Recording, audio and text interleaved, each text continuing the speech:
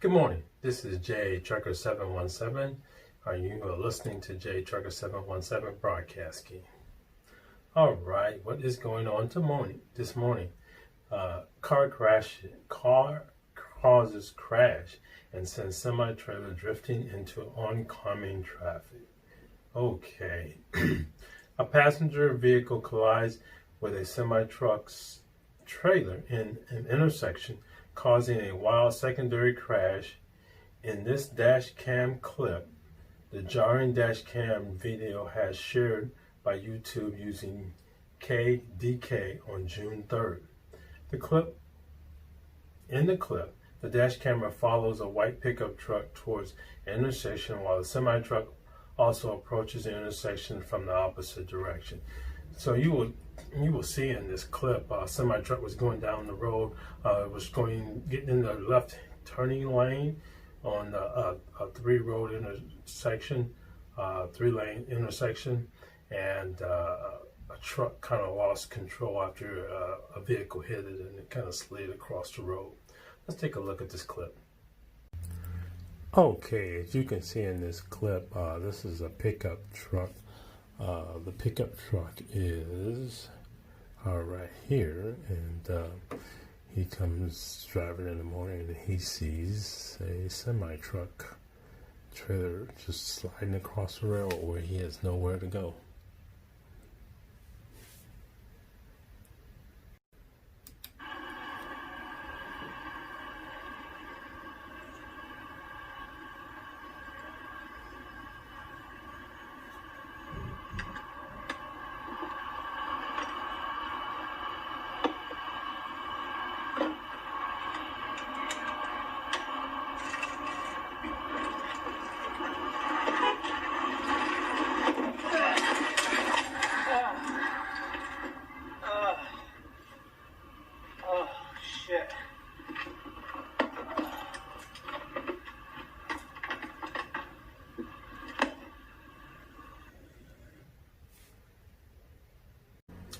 All right, that's something you don't want to wake up into the morning, going down the freeway, and that trailer basically had the whole road blocked, so there was no way for the pickup truck to go. All right, what else is going on? Truck driver trapped by electrical lines. Let's take a look at this. A truck driver was trapped in his truck after power lines fell on his truck on Tuesday. According to the New York State Police, the driver of a roll-off container left the ramp in an elevated position after dropping off a container in the town of Union. As the driver entered into another road, the ramp caught power lines. Okay, the force caused the power lines and the utility poles to topple onto the truck. The transformer caught fire and the pavement below began to melt. Wow.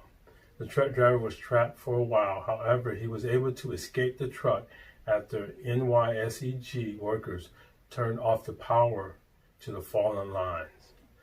Again, we all know that anytime you see a fallen power line, call the electrical company, jump on your phone and give them a call and, write down what the intersection is. Make sure you pull over, of course. You don't want to text and drive. But in this situation, when I always would get off the freeway, one of my major concerns as a truck driver was when you go to a certain residential districts, you're not authorized to go through. But there's others that you can go through, and even just because you're going through that residential district, keep an eye on those power lines. Because I jack of all trades. I was a installer for Verizon, installing fiber optics, and one of the things we had to run was fiber optic lines across. They say they're supposed to be a certain feet, and when that installer comes out and installs it, he kind of measures the other lanes, and there's somebody that's supposed to come back and check them, but they're not there at the scene when you install this power line. So you don't know when they've been checked or when they have not been checked. So you could be rolling through the city or whatever, and those power lines could be well below the line, and no one has called in on those power lines yet. power lines, electrical lines, cable lines. So be very careful when you're out there. All right, so let's take a look at this scene. Okay, you see the tow trucks out here and fire trucks as well.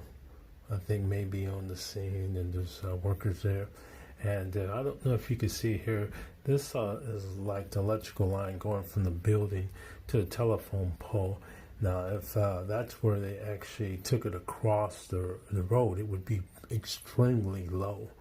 We do not know that, but that could be a possible problem.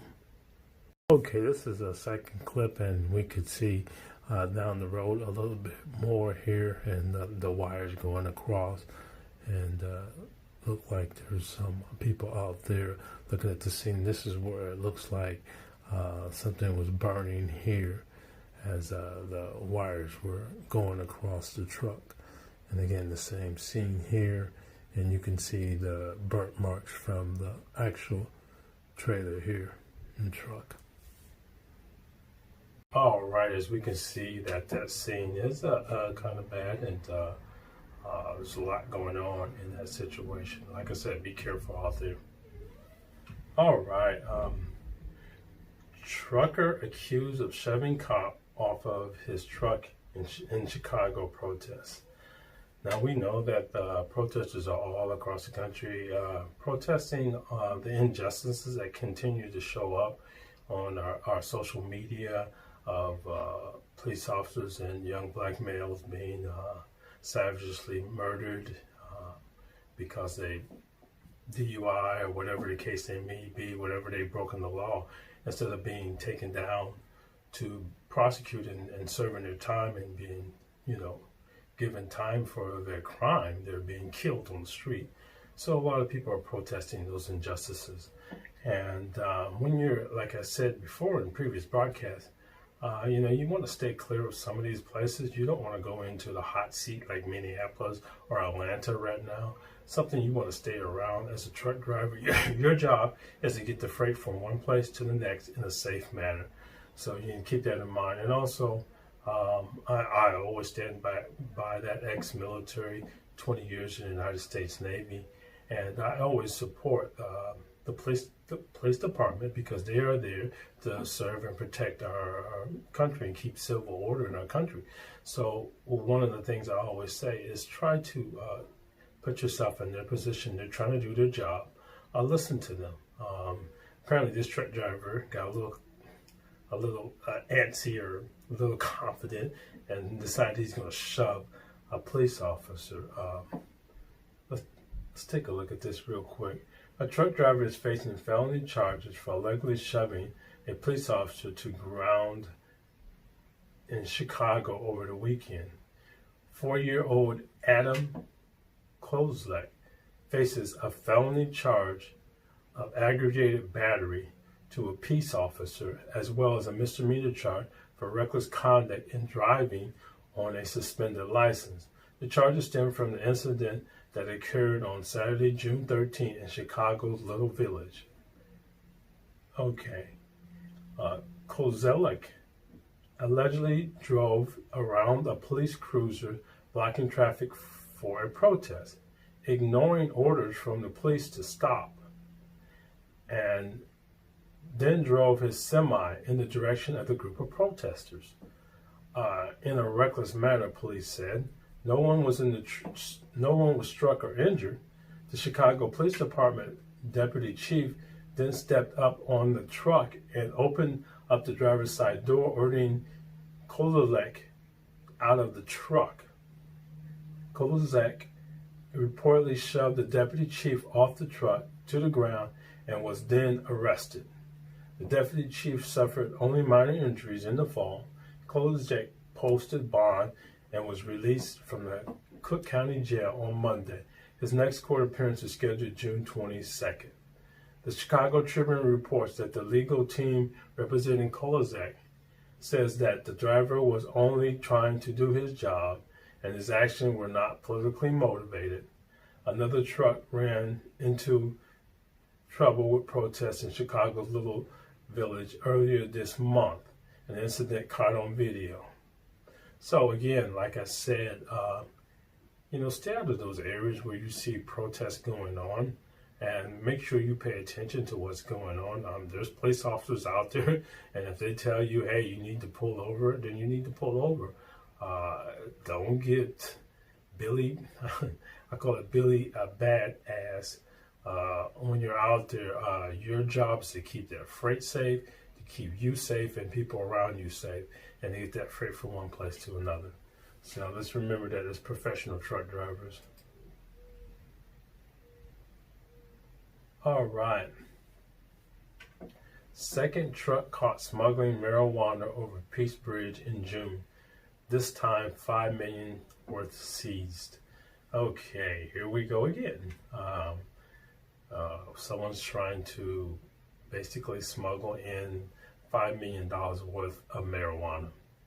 And marijuana is legal in a lot of states. So we still got that problem going on with illegal marijuana being trying to transfer. Authorities in Buffalo, New York conducted a major seizure involving a truck coming to the western New York from Canada on June 16, 2020. The truck was traveling across Peace Bridge and contained more than 1,000 kilograms of marijuana. Officials said the driver claimed to be carrying just peat moss. Okay, peat moss. I think peat moss is something you put in your grass. I bought some. Instead, they discovered 58 large boxes of about $5 million worth of marijuana inside the truck. The driver was identified as 30-year-old Gurpreet Singh. Prior to the seizure on June 5, 2020, a truck driver was hauling goods between Canada and U.S. and was arrested and charged for smuggling $2.5 million of marijuana on that exact same bridge. So we went over that in our previous broadcast of someone smuggling $2.5 million of marijuana. It was under the same bridge, and apparently they tried to get away with it. Let's take a look at the actual clip. It's more about the seizure patrol officers, but let's take a look at it real quick. Okay, this is actually a picture of the U.S. Border Custom and Controls. You can see it says it right down here, field operation, and this is their actual emblem. This is the bridge that looks like they were trying to bring the drugs across. Okay, and this is some money that they have received from the transportation of trying to bring drugs and money across the border. Okay, more pictures of money to the left and drugs that they're trying to get across our country, and computers that were seized in operation. This is a big problem, especially in the trucking industry. That's usually where they try to bring them across at. Okay. Again, our Border Patrol officers doing their job. We thank them for that. What else is going on? Family court. Families cannot sue over trucker's death due to fatigue after being forced to 17 hours a day. Okay, let's take a look at this. Let's read this real quick. The Texas Supreme Court recently ruled that a family cannot sue a trucking company after a fatal crash caused by fatigue. On June 12th, the Texas Supreme Court ruled that the family of the truck driver Fabian Escobar could not sue Movac Service Company for wrongful death because of insufficient evidence that the trucking company knew the driver's fatigue would lead to his demise. Movac provided transportation and warehousing services for the oil path in Texas. Let's take a look at this real quick. Okay, this is the field operation in Texas where the trucking center is, where the truck driver was working a total of 137 hours and averaging 17 hours a day, working there until he fell asleep and killed himself. Okay, Mobec was the company that was actually trying to that the actual truck driver was working for, and his family is complaining that they overlooked his long hours, that they had to know about it, and hours of service is recorded in every trucking company. They know all the hours that you work, so they're claiming that they allowed the truck driver to work beyond his capability, and with the hours of service right now, you're not supposed to be working those type of hours. You're supposed to shut down, I think, after 14 hours, I think it is, that you have to shut down. So again, this is where the hours of service would come into play and help out truck drivers from fatigue, because that's I always say, you're driving you're driving a 53-foot trailer with combination of your trailer and truck, 80,000 pounds.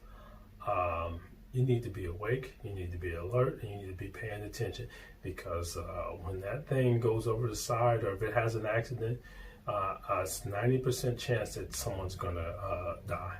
So that's something we need to make sure we keep up. And you'll always hear me say this on my broadcast, and I say it for a reason, is that you are the captain of your ship on that truck. And what that means is that you have the responsibility as a truck driver to say, no, this is not safe, I'm not doing it. And you may have to argue with some dispatchers, you may have to argue with some trucking executives, and usually when you get above the dispatcher, usually you get more common sense, and people kind of say, okay, let's see what we can do, because they understand that safety can be brought back on them. So they have a safety department, but so they'll probably revert you there. But I always say, you're the captain of your own ship. No load is worth your life. You've heard me say that many times before, and I will continue to say that. No load is worth your life. Always make sure that when you're carrying that load, that you're not jeopardizing your life by not driving safely, going too fast, not paying attention, and not doing your proper inspections. All right. I think that's it for that. Beat a dead horse on that one. Small trucking companies may not survive if bill passes. Okay, last year has been tough for trucking industries, and this is not just last year. This year is still tough for a lot of trucking companies, and you'll see companies like Celadon who went out of business because of the downturn. And I always say, I'm a business major. I got my MBA from St. Leo recently, and in tough times, you will always test companies that are on the borderline, because you may go into Walmart, you may go into Home Depot, Target, major institutions, small businesses. You may stop in and serve, go into the business and do your daily business with them. You really never know how financially sound that company is until you pull their financial reports. And usually in tough times, you will find companies that struggle because they may be operating, they may be bringing money in, but their finances are not where they should be. A lot of companies they hold a lot of debt, which hurts the company tremendously, because it reduces your ability to do certain things. And every time you have debt, you're kind of taking away your control of your company because you're in debt to that debtor. All right. It says many of the defunct carriers cited insurance premiums as one of the factors. The current bill to increase insurance requirements will put a strain on already struggling carriers and will likely force a lot of small carriers out of business. The legislature dubbed Investing in a New Vision for the Environment and Surface Transportation in America, Invest in America Act, and this proposed infrastructure bill that would invest $500 billion in the nationwide highway transportation over the next 5 years. So this, I'm getting a little ticked about this one because basically what they're doing is they're increasing premiums and insurance rates on truck drivers to get money for this $500 billion Invest in America to fix the highways. It's not just the truckers' responsibility to fix the highways. Cars drive on the highways just as much as we do. So I don't know why they're specifically going after truck drivers to fix the infrastructure. The standalone bill had the support of the trucking industry. However, a new position added to the bill called Garcia Amendment 62 could be detrimental to the trucking industry. The Invest in America bill passes with the Garcia Amendment 62. A minimum insurance premium for commercial motor vehicles would increase from $2 million up from $750,000.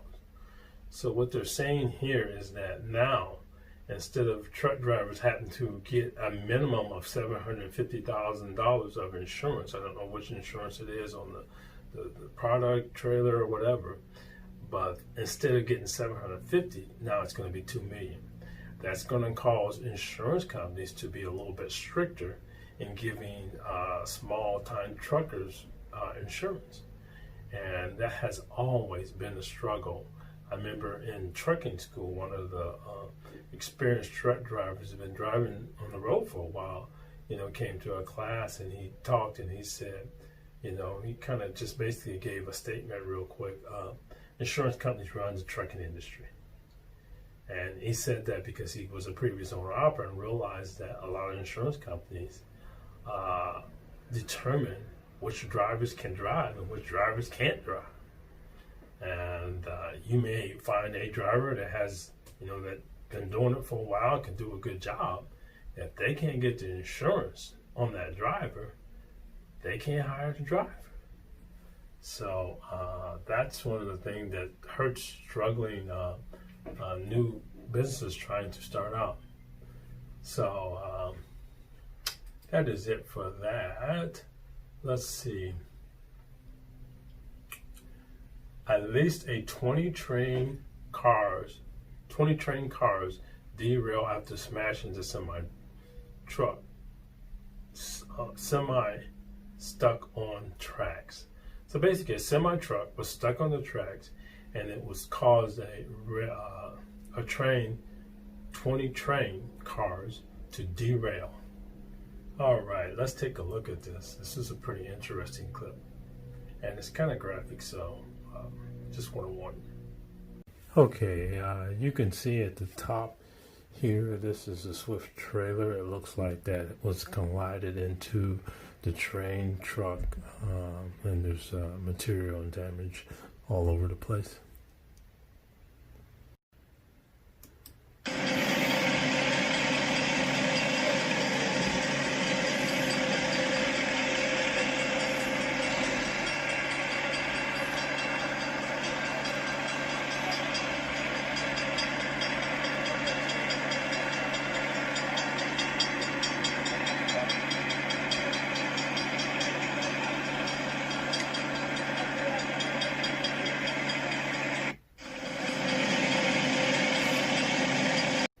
All right, that was a pretty bad train crash. Again, we all know as truck drivers, you're not supposed to shift on the tracks. You're not supposed to stop or start or anything on the train tracks. Once you cross those train tracks, your whole job is to get across those train tracks.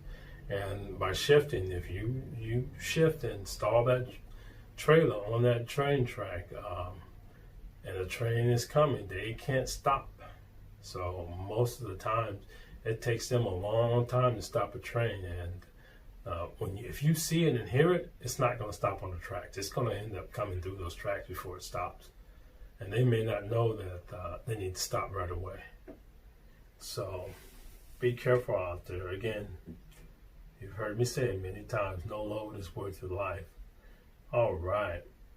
That is it for this broadcast. We're going to take a weather break. Make sure you subscribe, like, and share. Hit that share button and Also, notification button. There's a little bell, notification bell that you can click that'll notify you of all our broadcasts. Again, this is Trucker 717 broadcasting. Peace. I'm out of here. And we're going to end with a weather break. We're going to take a look at your extended forecast. Thursday, cold front moving through the upper plains into the Mississippi Valley. It's not going to feel like it very much in Minneapolis. High temperature 91 degrees. Persistent low pressure in the east, keeping things cloudy and cool. New York City 77, but things will warming up in the northeast. Boston hits nearly 90 by the time we get into Friday. Thunderstorms for Cape Hatteras down to Savannah into the Florida Peninsula. New Orleans sunny 91 on Friday with some great weather in the western United States. 80s and 70s from Portland through San Francisco all the way down to Los Angeles, but it will heat up in the Central Valley this weekend, getting up to 97 under sunny skies in Sacramento. Much of the upper Mississippi Valley, the plains, you'll see thunderstorms going into the weekend right through the Great Lakes and the Ohio Valley into the northeast. Good news is we're not looking for severe weather in these areas, so more garden variety summertime thunderstorms and some summertime heat. Memphis 93 degrees, 91 in Houston. Roswell is going to be mostly sunny, hitting a high temperature on Sunday of 104.